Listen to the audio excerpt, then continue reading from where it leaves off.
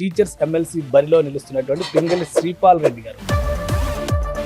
Teacher అవ్వాలనే కోరిక మీకు ఎలా వచ్చింది? చిన్నప్పటి నుంచి కూడా అంటే హై స్కూల్ లెవెల్లో మా గురువులు బోధించే విధానం నాకు నచ్చి నేను కూడా ఇట్లా బోధించాలి అనే ఒక ఆలోచన. దాంతో కుటుంబంలో కానీ మీ బంధువుల్లో కానీ మీ బంధుమిత్రుల్లో ఎవరైనా ఉన్నారా టీచర్స్? మా జనరేషన్ లోనే మా అన్నయ్య నేను ఇద్దరం కూడా ఒకేసారి టీచర్ ట్రైనింగ్ కి వెళ్ళాం. ఒకేసారి ఉద్యోగాలు పొందాం. ఇద్దరు టీచర్లు అయ్యారు. ముగ్గురం కూడా. ఇప్పుడు మా తమ్ముడు కూడా. దీనికంటే వేరే ప్రొఫెషన్ లోకి వెళ్ళుంటే బాగుండేదేమో. ఎందుకంటే ఇప్పుడు ప్రతిదీ కూడా చాలా సింపుల్ గా డబ్బులు సంపాదించేటువంటి మార్గం అయిపోతుంది కదా. నాకు లభించిన గౌరవం నాకు చాలా సంతృప్తినిచ్చింది. ఉపాధ్యాయులు వాళ్ళకి సేవ చేయడం. ఎమ్మెల్సీ ఎలక్షన్స్ అనగానే అన్నింటిలోనూ రాజకీయాలే కనిపిస్తున్నాయి. ఇప్పుడు సంఘం ప్రతినిధి మీరు ఏదైనా రాజకీయ పార్టీకి రిప్రజెంటేటివ్? నేను తప్ప మిగతా అభ్యర్థులు అందరూ కూడా ఏదో ఒక పొలిటికల్ ఆర్గనైజేషన్ నుంచి వస్తాం. యాక్చువల్గా ఏంటంటే ప్రతి సంఘానికి ఒక బ్యాక్గ్రౌండ్, ఒక రాజకీయ పార్టీ ఉంటుంది, దానికి ఒక హైకమాండ్ ఉంటుంది. కానీ ఎలాంటి హైకమాండ్ లేనటువంటి.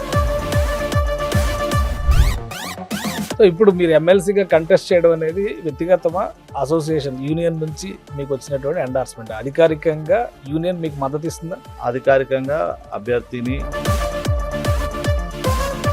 ఏంటి ఎన్నికల ఎజెండా ఏంటి? ఏమి హామీలు ఇవ్వబోతున్నారు? మీరు ఇస్తున్నటువంటి వ్యక్తిగతంగా మీరు ఇస్తున్నటువంటి అష్యూరెన్సెస్ ఏంటి? ఎమ్మెల్సీగా అవకాశం కల్పిస్తే తప్పనిసరిగా ఈ రాష్ట్రంలో మొదటి 6 మాసాల్లో రాజకీయాల్లోకి రావాలన్న ఆసక్తి ద్వారా మీరు ఇందులోకి వస్తున్నారా, లేదా గురువులకు సంబంధించినటువంటి సమస్యలకి కొన్ని పరిష్కారాలు కనుక్కోవాలని ఇందులోకి వస్తున్నారా? శ్రీపాల్ రెడ్డి ఉన్నాడు అంటే అక్కడ అందుబాటులో ఉంటాడు. ఖచ్చితంగా మనకి ఏదైనా యూనియన్ తో పాటు ఉపాధ్యాయుల సర్కిల్ అందట్లో కూడా శ్రీపాల్ రెడ్డి గారికి ఒక ఇమేజ్ ఏర్పడింది. సంఘం వల్ల మీరు చేసిన పోరాటాల వల్ల మీ సంఘం వల్ల.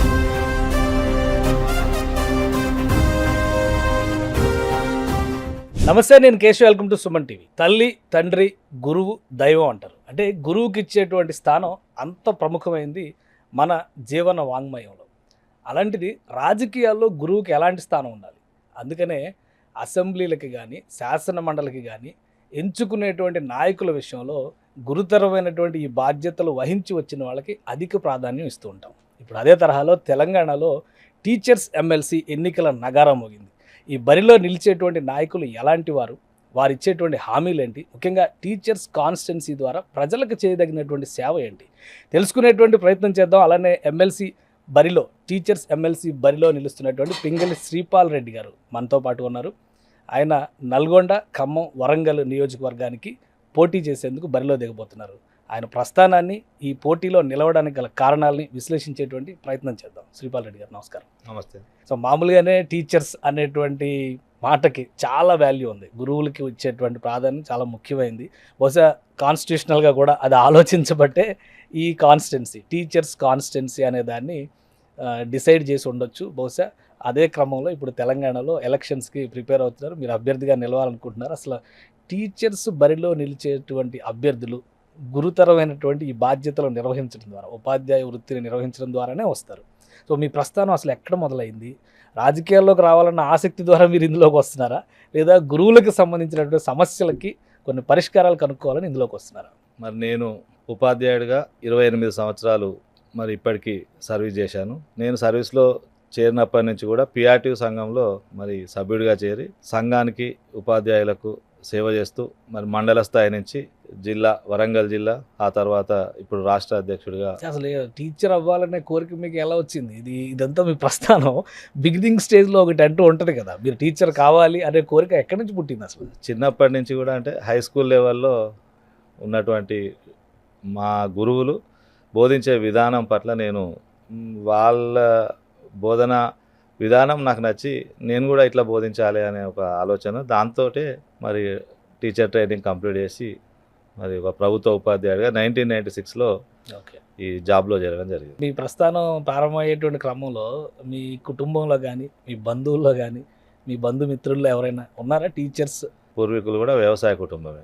మా జనరేషన్లోనే మా అన్నయ్య నేను ఇద్దరం కూడా ఒకేసారి టీచర్ ట్రైనింగ్కి వెళ్ళాం. ఒకేసారి ఉద్యోగాలు పొందాం. ఇద్దరు టీచర్లు అయ్యారు. ముగ్గురం కూడా. ఇప్పుడు మా తమ్ముడు కూడా, ముగ్గురం కూడా ఉపాధ్యాయులమే. అన్నయ్య, నేను, తమ్ముడు తమ్ముడు హెడ్ మాస్టర్గా కూడా ప్రమోషన్ పొందాడు. ఓకే. ఓకే. కుటుంబ నేపథ్యం పరంగా చూస్తే గవర్నమెంట్ ఉద్యోగం ఉన్నటువంటి ఫ్యామిలీ నుంచి వచ్చారు. అంటే ఆర్థిక పరంగా చూస్తే మీ స్థితిగతులు, పరిస్థితులు ఏంటి? ప్రస్తుతానికైతే మా పూర్వీకుల నుంచి వచ్చినటువంటి ఆస్తి అనేది ఏం లేదు. ఓకే. ఓన్లీ మా ఫాదర్ తన ఉద్యోగం మీదనే మమ్మల్ని చదివించాడు. గవర్నమెంట్ స్కూల్, గవర్నమెంట్ కాలేజీలోనే నా విద్య పూర్తయింది. ఇప్పటికి కూడా ఉద్యోగము, శాలరీ తప్ప ఇతర ఏమీ ఇన్కమ్ లేదు. ఆస్తులు, ఇల్లు తప్ప వేరే కూడా ఏం లేవు. ఓకే. సో అంటే ఇప్పుడు ఉన్నటువంటి పరిస్థితుల్లో చూస్తే చాలా మందికి ఏంటంటే ఒక ఒక రకమైనటువంటి సమాజంలో ఒక స్టేజ్ ఉండాలంటే ధనస్వామ్యం, ఎంత డబ్బు సంపాదిస్తే అంత ఇమేజ్ అంటారు.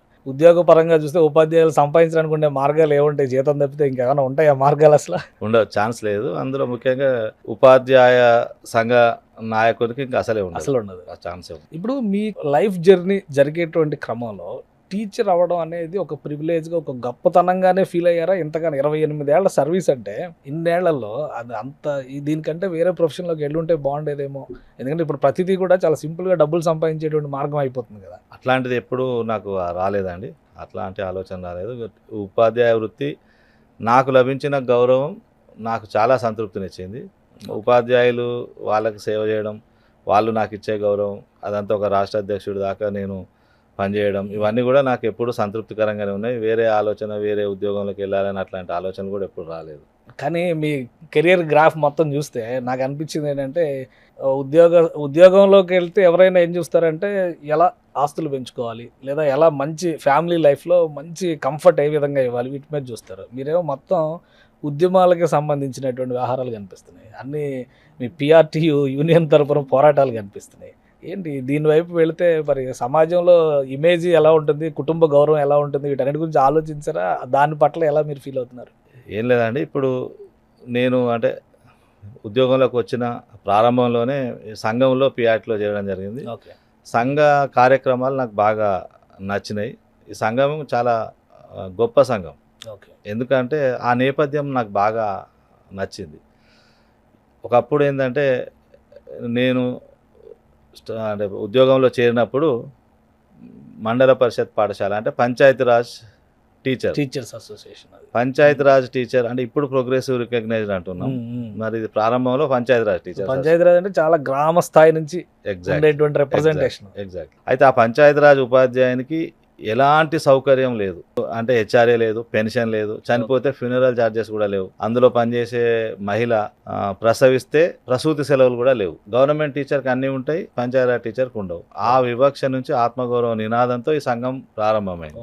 కీర్తిశేషులు సామల యాదగిరి గారు ఈ సంఘాన్ని స్థాపించి మరి వాళ్ళ 2 తెలుగు రాష్ట్రాలు, ఆ రోజు ఉమ్మడి ఆంధ్రప్రదేశ్లో అతిపెద్ద ఉపాధ్యాయ సంఘం. సో ఎన్నో జీవోలు సాధించింది. నేను 96లో జాయిన్ అయ్యేటప్పటికే చాలా జీవోలు సాధించి ఉపాధ్యాయుని ఒక స్థాయికి తీసుకొచ్చింది. ఆ తర్వాత కూడా ఒక పుష్కర కాలం పాటు అనేక జీవోలు తేవడం వల్ల ఉపాధ్యాయుని ఆత్మగౌరవం పెరిగింది. గతంలో చూస్తే ఒక టీచర్ ట్రాన్స్ఫర్ కావాలంటే జిల్లా పరిషత్ చైర్మన్ దగ్గరికి వెళ్ళేది. ఆయన చైర్మన్ ఎక్కడ రాస్తే అక్కడ ట్రాన్స్ఫర్. కానీ పిఆర్టీయు సంఘం పోరాటం ఫలితం వల్ల భారతదేశంలోనే మొట్టమొదటిసారిగా మరి కౌన్సిలింగ్ విధానం అనేది వచ్చింది. అంటే మా ట్రాన్స్ఫర్ మేమే చేసుకునేటట్టు. దాన్ని ఇవాళ అన్ని డిపార్ట్మెంట్లు అడాప్ట్ చేసుకున్నారు. ఇవాళ ఎవరు కూడా ఏ అధికారి దగ్గరకు పోయి తలంచాల్సిన పరిస్థితి లేదు. వాళ్ళ బదిలీ, వాళ్ళ ప్రమోషన్, ప్లేస్ అనేది వాళ్ళ ఇష్టం ప్రకారం పోతా ఉన్నారు. అట్లాంటి జీవోలు ఎన్నో మరి తేవడం, మరి మాకు స్టార్టింగ్లో లేనటువంటి సౌకర్యాలన్నీ కూడా ఈ సంఘం ద్వారా స్థాపించడం ఎవరికి కూడా. ఎందుకంటే నేను జాయిన్ అయ్యేటప్పటికి సీనియర్లు చూస్తే పిఆర్టీ అనగానే ఒక ఉత్సాహం ఇట్లా లోపల నుండి ఉప్పొంగే అవన్నీ చూసి నేను ఆ భావోద్వేగాలు చూసి సంఘం అంటే ఇదా అని చెప్పి నేను చాలా ఎందుకు ఇంత ఉంది అని చెప్పి నేను అందరినీ కూడా తెలుసుకొని చేస్తే సరే సంఘం చాలా పవిత్రమైనటువంటి ఆశయాలతోటి మరి ఆవిర్భవించినటువంటి సంఘం. అందుకనే నేను ఈ సంఘానికి, అలాంటి సంఘానికి మీరు ప్రెసిడెంట్ స్థాయికి వెళ్ళడం అనేది మీ జీవితంలో ఎలాంటి అనుభూతి ఇస్తుంది? చాలా గొప్ప అనుభూతి అండి. ఇక అది ఈ జన్మకు చాలా ఇక నాకు అత్యంత విలువైనటువంటి అవకాశం. పిఆర్టీయు చేసినటువంటి పోరాటాలు ఒకవైపు, మీరు మీ ఆధ్వర్యంలో నడిపించినటువంటి పోరాటాలు ఒకవైపు, ముఖ్యంగా గత 20 ఏళ్ల ప్రస్థానాన్ని తీసుకుంటే తెలంగాణ రాష్ట్ర ఏర్పాటు కానీ, అలానే యూనియన్స్ కూడా ఎవరికి వాళ్ళు వాళ్ళ ఎజెండాలను అనౌన్స్ చేయాల్సినటువంటి పరిస్థితులు, అందులో మీ పాత్ర అలాంటిది. నేను జిల్లా స్థాయిలో కూడా పనిచేసినప్పుడు తెలంగాణ ఉద్యమం బాగా మరి ఉధృతంగా ఉంది. అప్పుడు నేను వరంగల్ జిల్లా టీటీజేఏసీలో పనిచేస్తూ మరి ఉద్యమాన్ని వరంగల్ జిల్లాలో, ఉమ్మడి వరంగల్ జిల్లాలో బాగా మరి యాక్టివ్గా మరి రోల్ తీసుకొని నడిపించడం జరిగింది.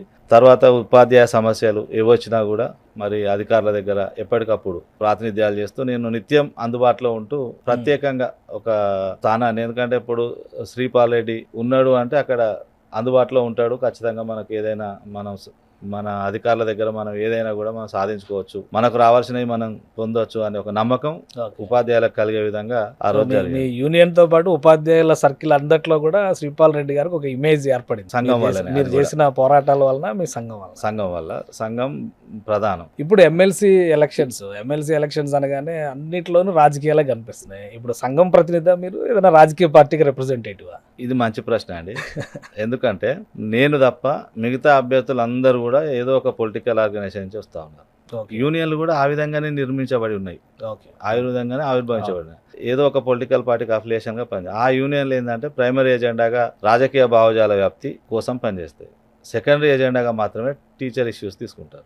కానీ పిఆర్టీ అట్లా కాదు, కేవలం ఉపాధ్యాయ సమస్యలపైనే మరి సంఘం ఆవిర్భవించింది, అదే పద్ధతిలో పనిచేస్తూ ఉన్నది. దీనికి ఏ రాజకీయ పార్టీ అనుబంధం లేదు, మరి అట్లాంటి అవకాశం కూడా లేదు. ఒక ఇండిపెండెంట్ స్వతంత్ర సంఘం ఇది ఒకటే ఉంది. ఇది భారతదేశంలోనే అతిపెద్ద ఉపాధ్యాయ సంఘం. నేను all India federation of teacher organisations కి వర్కింగ్ ప్రెసిడెంట్ గా కూడా పనిచేస్తున్నారు జాతీయ స్థాయిలో.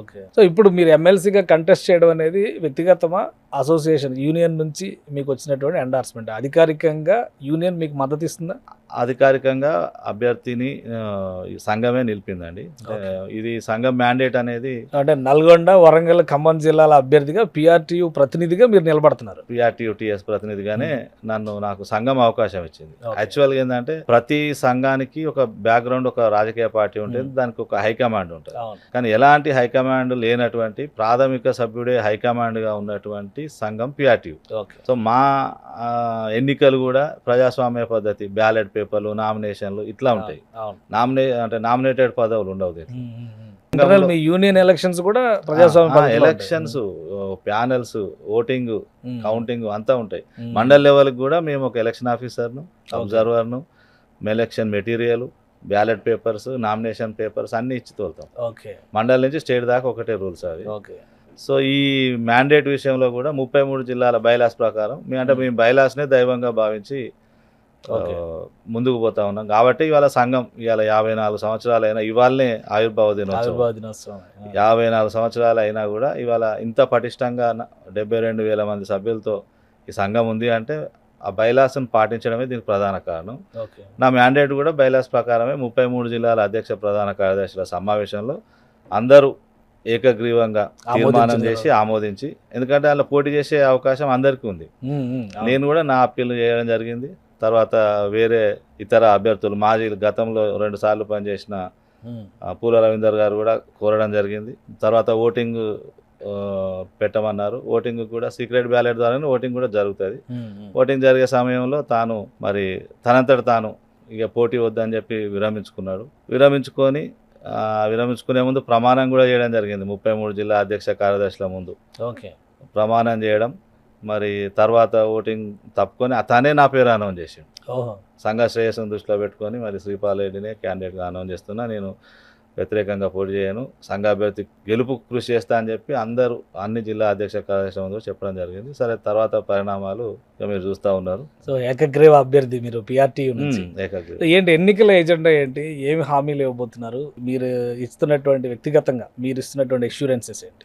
నేను ఎమ్మెల్సీగా అవకాశం కల్పిస్తే తప్పనిసరిగా ఈ రాష్ట్రంలో మొదటి 6 మాసాల్లోనే సిపిఎస్ విధానం రద్దయ్యే విధంగా మరి కృషి చేస్తా.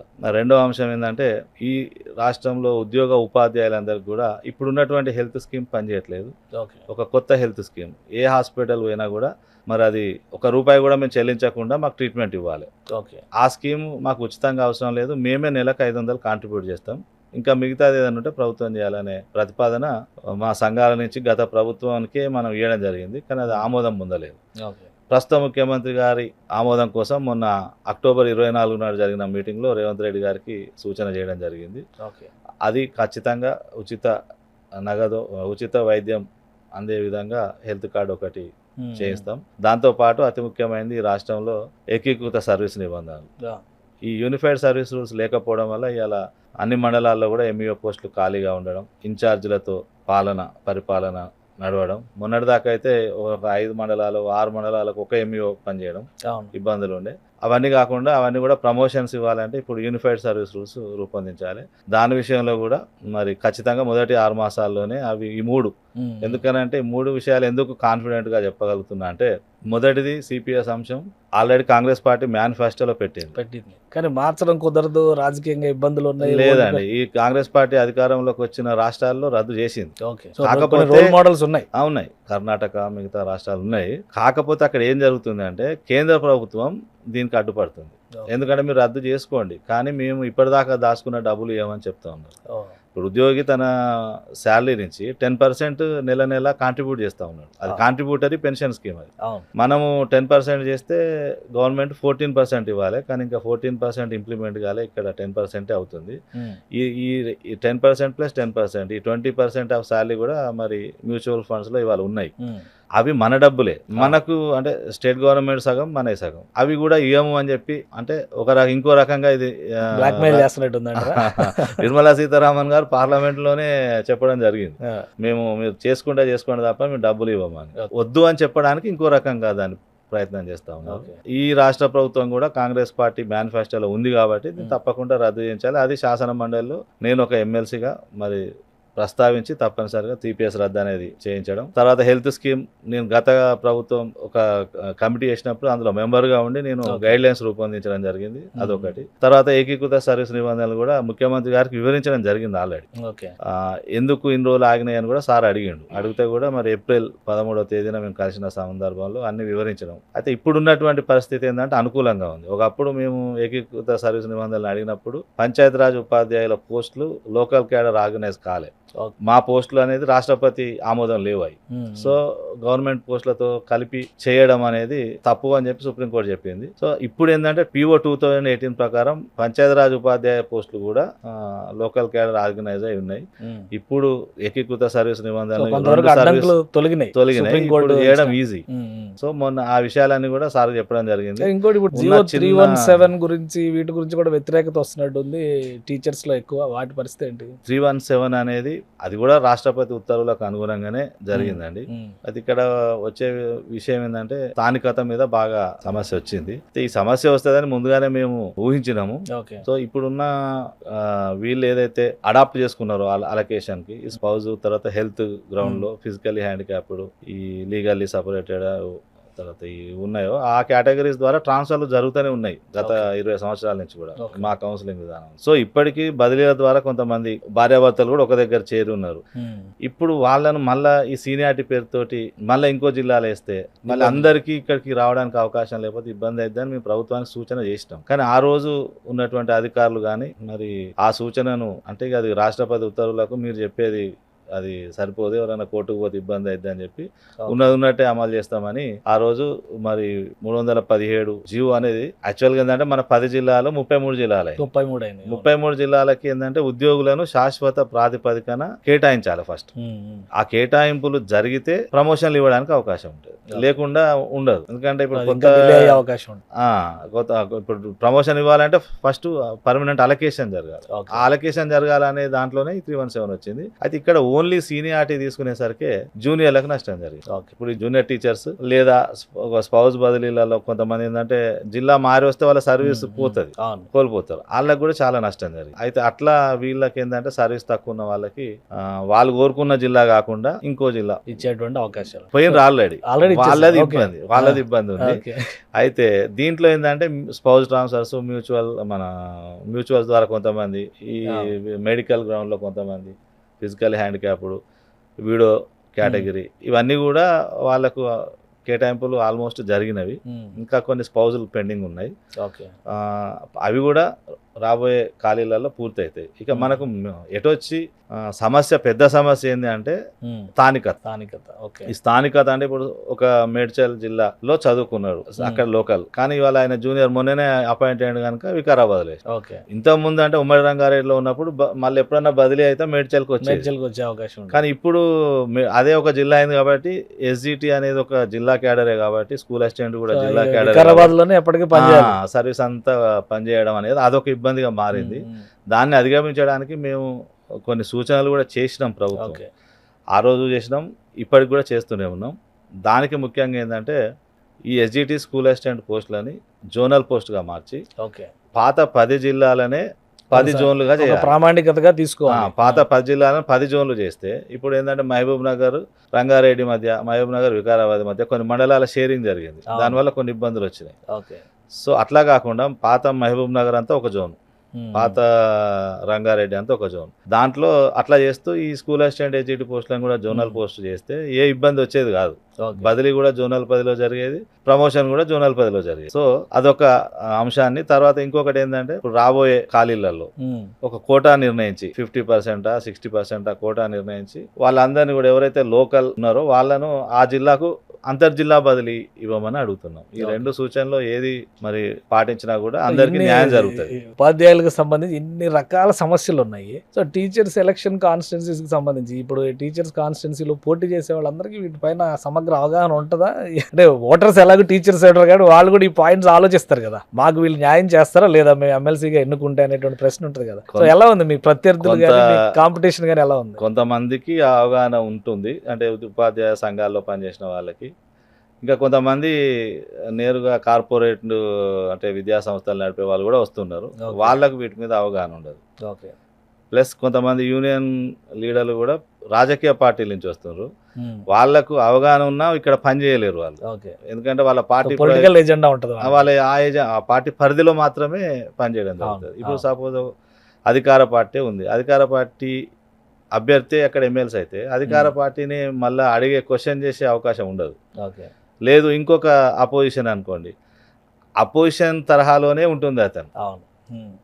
కానీ ఉపాధ్యాయులకు ఏ విధంగా న్యాయం జరుగుతుంది అనే ఆలోచనలో తక్కువ ప్రయారిటీస్ ఉంటాయి. ఇప్పుడు ప్రజలకు కూడా ఒక డౌట్ ఉంది, ఇప్పుడు కౌన్సిల్లో మిమ్మల్ని ఎలక్ట్ చేసిన తర్వాత మీరు ఇండిపెండెంట్గా వ్యవహరించగలరా, ఈ డిమాండ్లు సాధించుకురాగలరా అనేటువంటి డౌట్ ఉంటుంది టీచర్స్ కాన్స్టిట్యున్సీకి సంబంధించి. ఏం చెప్తారు మీరు ఒక యూనియన్ లీడర్గా? ఎట్ ద సేమ్ టైం ఇప్పుడు ఒక పొలిటికల్ ఎంట్రీనే అనుకుందాం ఇది, ఎందుకంటే రాజకీయ పదవిగానే దాన్ని చూడాలి కాబట్టి మీరేం హామీ ఇస్తారు మీ ఓటర్స్కి ప్రధానంగా? తప్పకుండా ఏంటంటే ఇవాళ గతంలో అంటే ఒక రాష్ట్ర అధ్యక్షుడిగా నేను పనిచేస్తున్న సందర్భంలో, నేను రాష్ట్ర అధ్యక్షుడిగా అంటే బాధ్యతలు చేపట్టిన రోజున చాలా పరిస్థితి సంఘాల ఉనికికే ప్రమాదకరమైనటువంటి పరిస్థితులు ఉన్నాయి ఆ రోజు. ఆ రోజు సంఘాలకు ఓడి కూడా ఆ ప్రభుత్వం ఇవ్వలేదు. అంటే రాష్ట్ర అధ్యక్ష కార్యదర్శులకు, గుర్తింపు పొందిన ఉపాధ్యాయ సంఘాలకు ఓడి సౌకర్యం ఉంటుంది, అదర్ డ్యూటీ. అంటే ఉపాధ్యాయ సమస్యల్ని పరిష్కరించాలి కాబట్టి వాళ్ళు స్కూల్కి వెళ్ళకుండా కూడా ఇక్కడ ఉండి ఆఫీసులకి వాటికి అధికారులకు సలహాలు ఇవ్వడానికి వెసులుబాటు ఇచ్చేది. రద్దయిన సందర్భం నేను అధ్యక్షుడిగా వచ్చింది. అట్లాంటి సందర్భంలో పిఆర్సి కూడా వస్తుందా రాదా అనుకున్న సందర్భంలో ఆ రోజు పిఆర్సి కమిషన్ కూడా 7.5% మాత్రమే వీళ్ళకి ఫిట్మెంట్ ఇవ్వాలని సూచించింది. ఆ రోజు నేను ఒక పిఆర్టీ రాష్ట్ర అధ్యక్షుడిగా 30% పిఆర్సి, 61 సంవత్సరాల ఏజ్ పెంపు జీవో, ఈ రెండు అసెంబ్లీలో ముఖ్యమంత్రి కనుక ప్రకటించకపోతే నా ఉద్యోగానికి రాజీనామా చేస్తా, ఆమరణ నిరాహార దీక్ష చేస్తా అని నేను ఒక స్టేట్మెంట్ ఇచ్చింది. ముందుగా స్టేట్మెంట్ ఇచ్చి ఆ తర్వాత అసెంబ్లీలో సీఎం గారు 30% పిఆర్సి, ఆ జీవో 2 కూడా ప్రకటించారు. అయితే ఆ ప్రకటించే సమయంలో కూడా నా పేరు ప్రస్తావిస్తూ పిఆర్టీ అధ్యక్షులు, కార్యదర్శి మరి శ్రీపాల్ రెడ్డి గారు, కమలాకర్ రావు గారితో మాట్లాడి అట్లా సంబోధిస్తూ ఆ పిఆర్సి అనౌన్స్ చేయడం జరిగింది. అదొక అతిపెద్ద విజయము. ఒక నమ్మకం కోసం నేను చెప్తున్నా, ఏ విధంగా నమ్మాలి అంటే చెప్తున్నా, నాకు మిగతా అభ్యర్థులకు తేడా అనేది. ఆ రోజు ఏంటంటే భారతదేశంలోనే మొట్టమొదటిసారిగా ఈ పిఆర్సి కాంట్రాక్ట్ ఉద్యోగులకు కూడా ఇంప్లిమెంట్ అయింది. First time. ఎప్పుడైనా పిఆర్సి ఓన్లీ రెగ్యులర్ వాళ్ళకు కూడా ఒక విజయం వచ్చింది. కాంట్రాక్ట్ ఉద్యోగులకు కూడా 30% పిఆర్సి వచ్చింది. కేజీబీవీ టీచర్లకి మెటర్నిటీ లీవ్, అంతకుముందు లీవ్ ఇచ్చేది కానీ శాలరీ ఎక్కువేది. ఆ శాలరీ ఎక్కువేసరికి వాళ్ళు ఏంది ఒక నెల 45 రోజులకే మళ్ళీ వచ్చి జాయిన్ అయ్యేది, చిన్న పిల్లల్ని స్కూల్కి తీసుకొచ్చి కూడా. శాలరీ లేకపోతే కష్టం కదా. అట్లాంటి సిచ్యువేషన్ చూసి నేను ముందే చెప్పిన, ఖచ్చితంగా మీకు శాలరీతో కూడిన సెలవు ఇప్పిస్తామా అని వాళ్ళకి హామీ ఇచ్చిన. ఆ విధంగా వాళ్ళకు 30% పిఆర్సీతో పాటు ఈ మెటర్నిటీ లీవ్ జీవో కూడా అదే రోజు అసెంబ్లీలో అనౌన్స్ చేయించిన. ఆ తర్వాత 2 సంవత్సరాల క్రితం హైదరాబాద్లో ఎమ్మెల్సీ ఎలక్షన్లు జరిగినాయి. అప్పటికి 9 సంవత్సరాలు ప్రమోషన్స్ లేవు. అందరూ కూడా ప్రమోషన్సే కావాలి అంటే డే 1 ఎప్పుడైతే ప్రచారం స్టార్ట్ చేసినామో డే 1 అన్ని స్కూళ్ళలో ఇదే డిమాండ్. అదే రోజు సాయంత్రం ఒక స్టేట్మెంట్ ఇచ్చిన, మీకు పదోన్నతుల షెడ్యూల్ ఇప్పించిన తర్వాతనే ఎమ్మెల్సీ ఓటు అడుగుతా. ఓకే. అట్లాంటి స్టేట్మెంట్ నేను ఒక్కరినే ఆ రోజు ఇవ్వడం జరిగింది. ఓకే. తర్వాత ఈ షెడ్యూల్లోనే పండిట్ పీటీ అప్గ్రేడేషన్ పూర్తి అవుతుంది అనే స్టేట్మెంట్ కూడా ఆ రోజు నేను ఇవ్వడం జరిగింది. ఓకే. అదేవిధంగా షెడ్యూల్ ఇప్పించిన, ఓకే. ప్రమోషన్ షెడ్యూల్ ఇప్పించిన. అవి కోర్టుకు పోతే కూడా కొంత ఆగితే కూడా దాన్ని ఫాలో అప్ చేస్తూ మరి మధ్యలో కొన్ని ఆగిపోయినాయి. ఆగిపోయిన వాటిని కూడా మళ్ళీ రేవంత్ రెడ్డి గారు ముఖ్యమంత్రి అయిన తర్వాత మాట్లాడి ఎండాకాలం సెలవుల్లో చేయాలి సార్ అంటే ఒప్పించి ముందు నేను స్టేట్మెంట్ ఇచ్చిన. ఓకే. అంటే ముఖ్యమంత్రి ఎవరైనా మీరు మాత్రం యాక్సెస్ అవుతున్నా సమస్యల మీద పోరాటంలో, అది కూడా చెప్తాను. జూన్ 5 నుంచి స్టార్ట్ అయింది అని నేను ప్రమోషన్ స్టార్ట్ అయింది అని చెప్తే చాలామంది పిఆర్టీ వాళ్ళు ఇట్లా చెప్తారు కావు అని చెప్పి వాయిస్ మాట్లాడితే ఆ వాయిస్ కూడా వాట్సాప్లలో అందరు విన్నారు ఉపాధ్యాయులు. ఇలా వాళ్ళే నేనే ప్రమోషన్ ఇప్పించిన అని కూడా తిరుగుతూ ఉన్నారు. కాబట్టి ఉపాధ్యాయులు అందరూ గమనించాలి. అంటే నేను ఒక రాష్ట్ర అధ్యక్షుడిగా పనిచేసి PRC 61 years promotions, transfers, upgradation ప్రక్రియ పూర్తి చేయడంలో సహకారం ఇవన్నీ చేసి నేను ఇవాళ ఎమ్మెల్సీగా వచ్చి ఓటు అడుగుతున్నా.